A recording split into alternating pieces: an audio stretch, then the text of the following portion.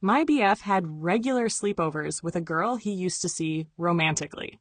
Context: I, female, 23, have been dating my boyfriend, male, 23, for a year now. And when we first started seeing each other, we were casual for a couple months before committing.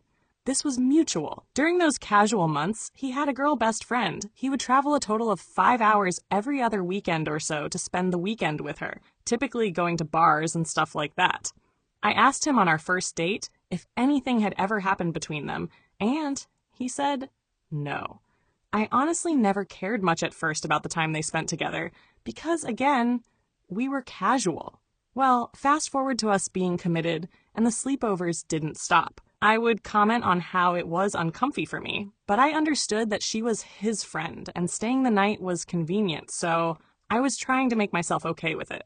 He took that as the green light to just continue as he was.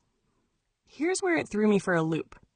He has made several comments and done some things that made me question how platonic they actually were, at least in his mind.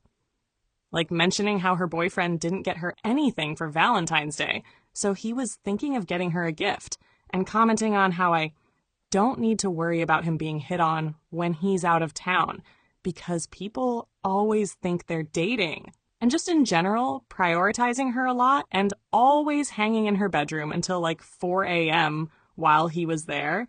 So I eventually spoke up and almost ended things when he considered canceling plans with me because she asked him to come up on the same day of said plans, and he hadn't seen her in a few months.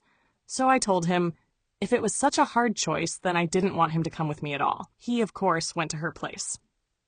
So it's been a year now, and this hasn't been an issue for months because he cut that friendship off after realizing she wasn't that good of a friend.